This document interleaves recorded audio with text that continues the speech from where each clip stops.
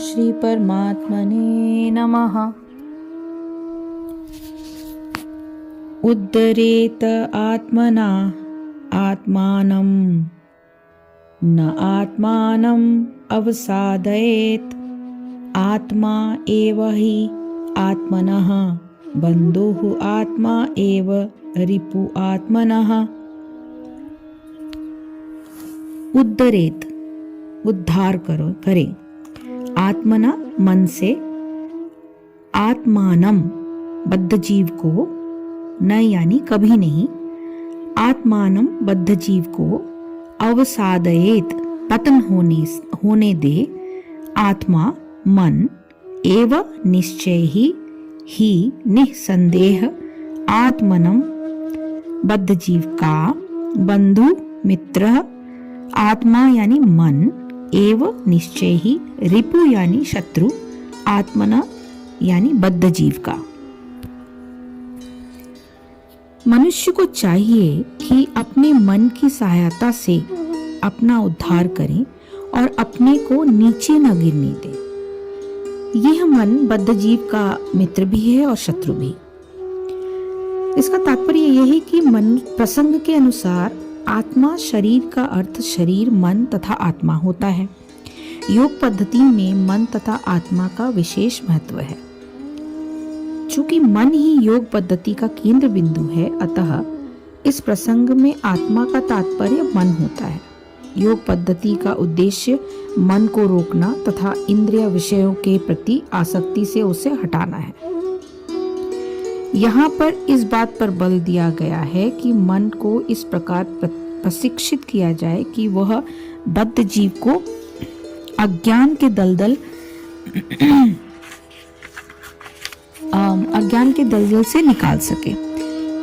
इस जगत में मनुष्य मन तथा इंद्रियों के द्वारा प्रभावित होता है।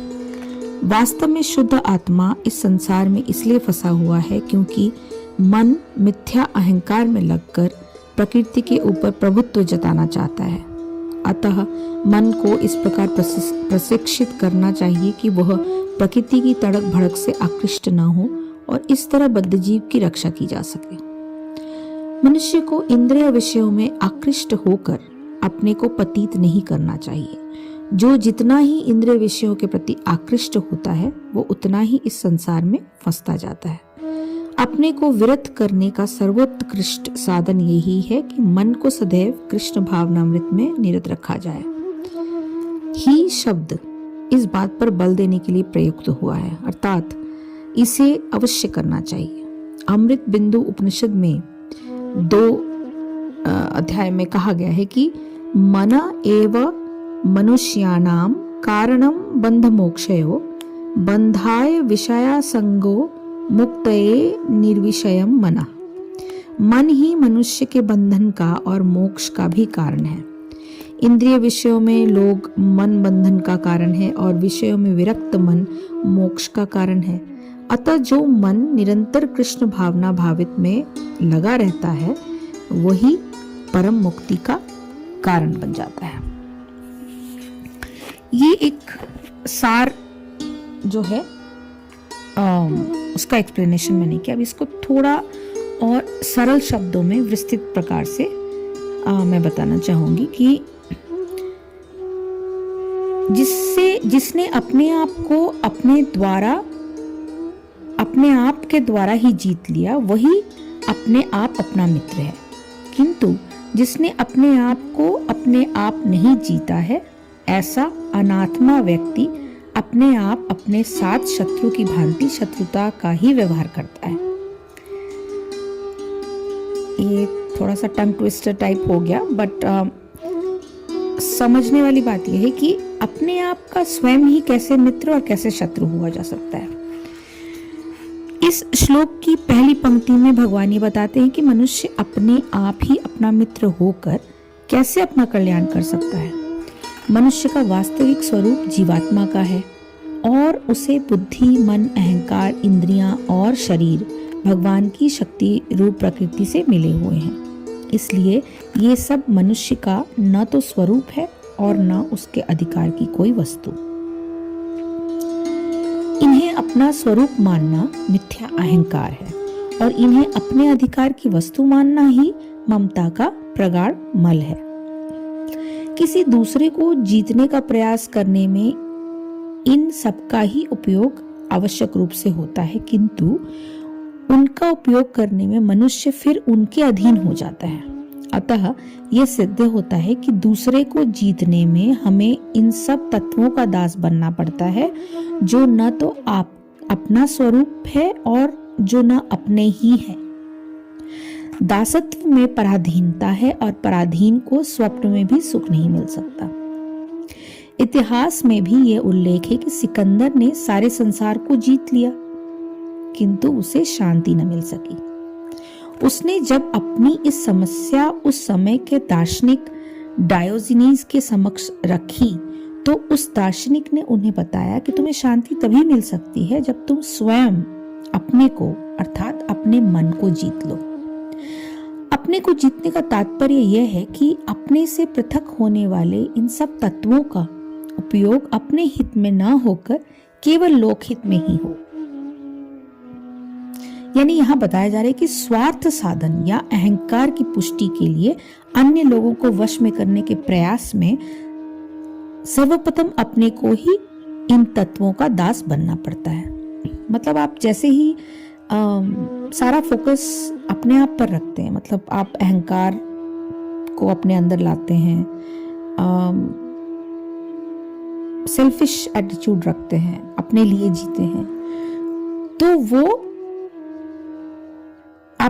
वो इंद्रियां अपने दास बना ले रही है। तो अपने लिए न जीकर दूसरों के हित के लिए जीना, ये बताया जाने की कोशिश इस श्लोक में किया जा रहा है।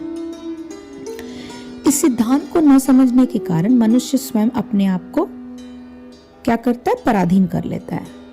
श्लोक की दूसरी पंक्ति में इसी सिद्धांत को बताते हुए भगवान कहते हैं कि जो इस प्रकार अपने को अपने आप पराधीन करता है, वो स्वयं अपने साथ शत्रु बनकर शत्रुता का व्यवहार करता है, अपने ही हाथों अपने पैरों पे कुल्हाड़ी मारता है।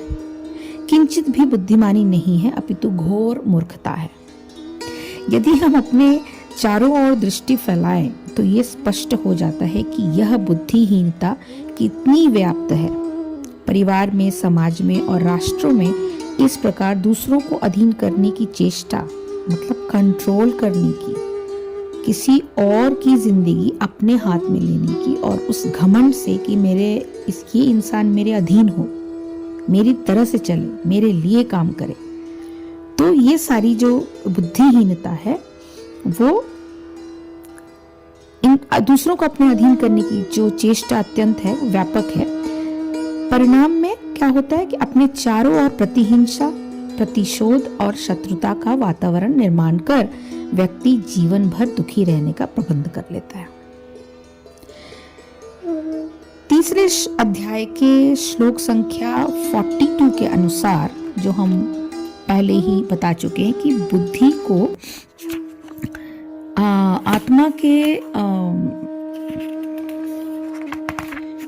आत्मा के नियंत्रण में रखते हुए मन, अहंकार और इंद्रियों सहित शरीर पर मनुष्य का वश हो जाता है।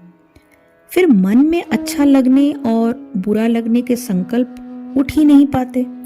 ऐसा होने पर बुद्धि द्वारा निश्चित किए गए उचित और अनुचित के आधार पर ही मनुष्य सारे कर्तव्य कर्म करता है। इसके लिए धर्म ग्रंथों का अध्ययन और उनमें प्रतिपादित सिद्धांतों का दैनिक जीवन में व्यवहार करने से मन पूर्णतया नियंत्रित हो जाता है। फिर कर्मों का किया जाना धर्म के विचार से ही होता है।